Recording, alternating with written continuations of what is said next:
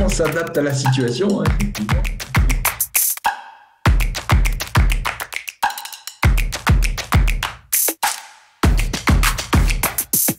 Chez nous, il y a une vraie dualité. C'est-à-dire que d'un côté, on a toutes les équipes de terrain, les vendeurs, les acteurs qui installent les véhicules, etc. Et à côté, on a les équipes qui aujourd'hui supportent les clients, font en sorte qu'ils utilisent les outils, etc. Donc cette dualité nous a conduit, nous, à avoir tout le pan activité, prospection, installation, etc., s'arrêter quasi brutalement, hein, compte tenu du contexte. Et on a la deuxième partie de l'activité qui, elle, doit continuer parce que c'est du support client, c'est de l'accompagnement de nos clients qui continue et pour certains avec en plus une importance notoire sur le plan sanitaire. Oui, tout à fait.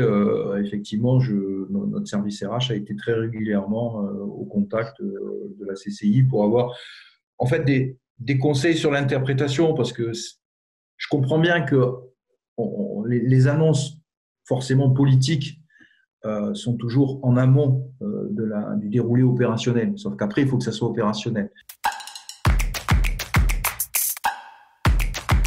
On a effectivement activé une demande de chômage partiel, notamment sur les équipes du commerce qui, elles, sont à l'arrêt, concrètement, hein, c'est clair, et les équipes d'installation de systèmes qui, elles aussi, soit parce qu'on a quelques acteurs malheureusement touchés par le coronavirus, soit parce que les clients, aujourd'hui, ferment un peu les portes à ce que des tiers entrent dans l'entreprise pour les raisons sanitaires qu'on imagine bien.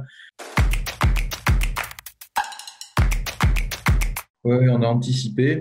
On a également demandé un décalage. Bien évidemment, on parle de chiffre d'affaires, de baisse de chiffre d'affaires, etc. Mais une fois qu'on a dit tout ça, qu'on a fait un appel au chômage partiel, qu'on a demandé un report de charges, qu'on a adopté finalement toutes les mesures qu'on peut, c'est laquelle on peut faire appel, c'est que la réalité, c'est qu'au bout du compte, il va y avoir un coût.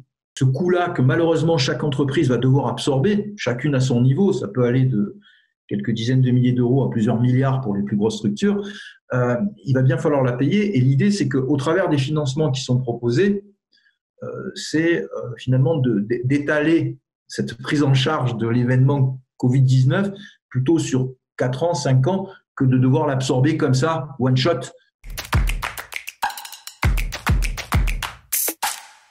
Aujourd'hui, les entreprises qui n'auraient pas encore fait le pas, je pense, là auront eu la démonstration qu'il est important de digitaliser son entreprise et justement de s'ouvrir à ce type d'approche que représente le télétravail. On peut dire qu'aujourd'hui, moi, je suis peut-être plus pro télétravail que ce que je pouvais l'être avant la crise qu'on est en train de vivre, clairement.